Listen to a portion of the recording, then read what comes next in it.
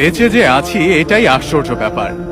সকালে দাঁত মাজার জন্য টুথপেস্ট নিলাম, এর মধ্যে নাকি ক্যান্সারের উপাদান।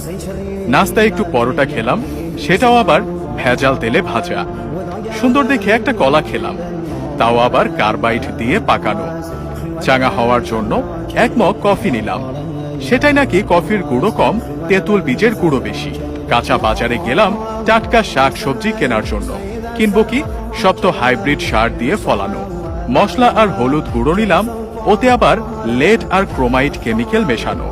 সয়াবিন তেল দিয়ে রান্না করব, সেই তেলের অর্ধেকই নাকি পাম অয়েল মেশানো। মাছ মুরগি খাবো, কিন্তু সেগুলোকে ভেজাল পোল্ট্রি ফিড খাইয়ে বড় করা হয়।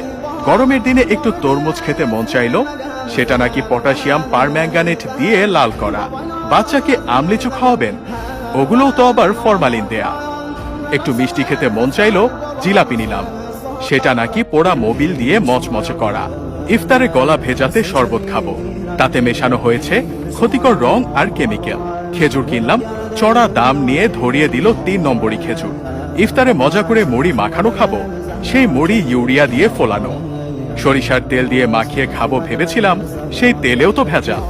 সুন্দর দেখে বড় বড় পেঁয়াজও কিনেছিলাম, খেয়ে মনে হলো বড়া খাচ্ছি। আলুর চপে আলুর নামগন্ধ নেই, বেগুনিতে বেগুন খুঁজে পেলাম না।